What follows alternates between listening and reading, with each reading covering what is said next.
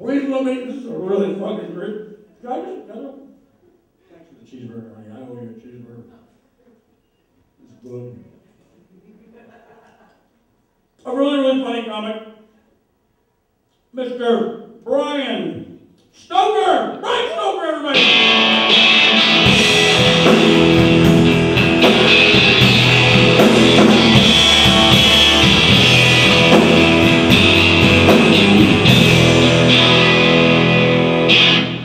Keep it going, come on!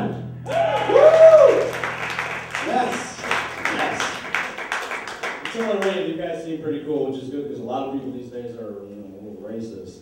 Like, I go over to my neighbors' houses in the middle of the night all the time and ask to be let in, and they never let me in. Never.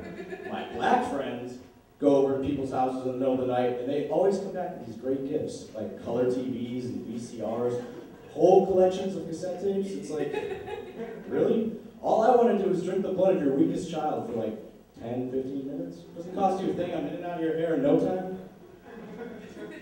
I used to be black. That's got to count for something, right? Anyway, so instead I stay at home and I read a lot of women's magazines. Whether it's Cosmo or Cat Fancy or Red Book, they all have two things in common. The first one is that they always have a list or an article that's like, the 25 most amazing things that you never tried in bed that'll drive your man wild. And it always starts to say, like, it starts off okay. It's like, number 25, talk to your man about sex positions that you may want to try. It's like, okay, I'm in, let's do this. But you read on, and it starts to get a little weird. And it's like, number 15, put your foot in your boyfriend's mouth. Okay. But at this point I'm hooked, so let's continue. Number 5, punch your boyfriend right in the balls. Really? Number 5?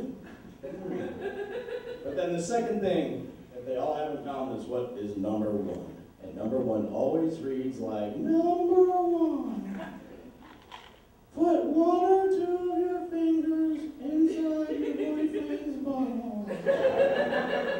Oh, no thank you. Not number 1. No.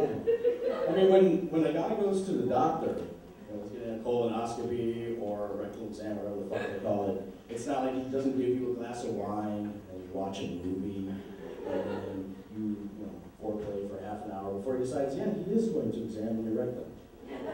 That's not how it works. I think we're getting a little gross here, so let's change topics.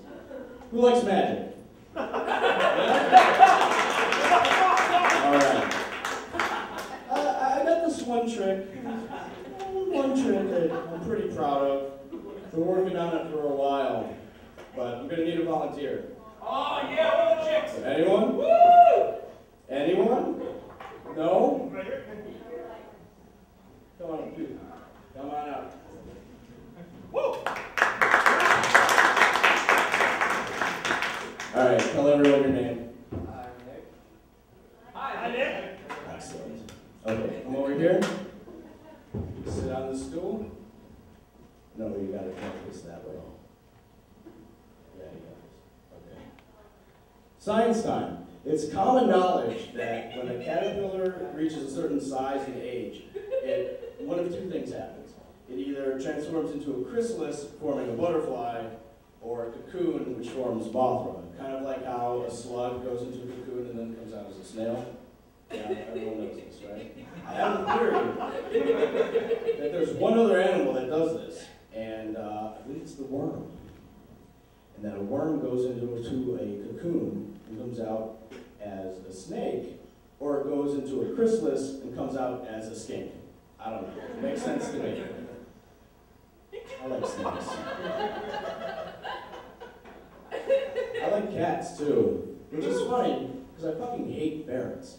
And everybody knows that a ferret is 50% cat and 50% snake. And they're 100% stink. Halloween's coming up. So everyone's going to the Red Box and getting their movies with the Draculas and the Wolfman. And one of those movies that's getting a lot of attention is the Twilight movie. Anybody a fan? Movies are terrible. Just terrible. And here's why. Here's why they're terrible.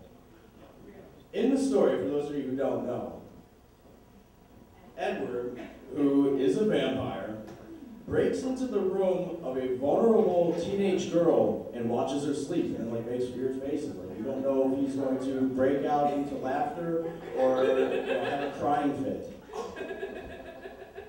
I mean, it's the same thing as if a hobo broke into an In-N-Out burger and just looked at the hamburger patties while they were cooking and said, he's a vampire, right? So I'm going to remake Twilight, and I'm just going to make it how it really is. I'm going to call it Late Afternoon. Bella will be a hamburger.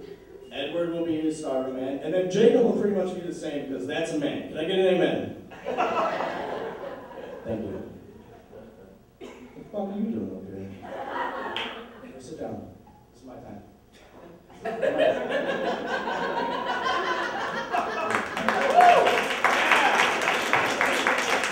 I hope you're applauding for me, not that fucking girl. This is my time. So we having fun? Yes. Awesome.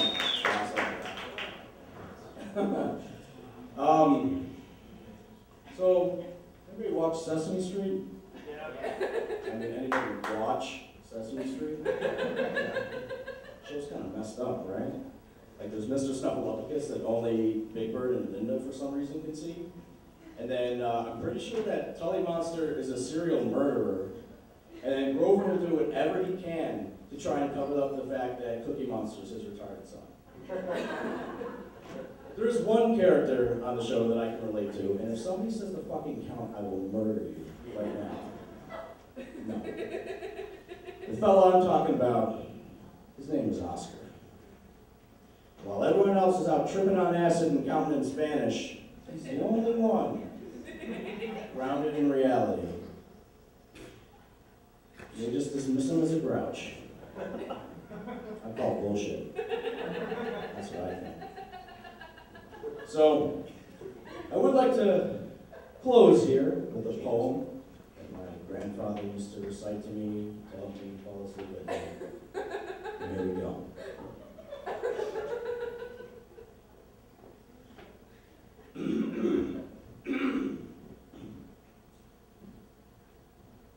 There once was a woman from Wheeling who had a peculiar feeling. So she laid on her back, tickled her crack, and pissed all over the ceiling. Thank you, I'm Brian. Have a happy Halloween.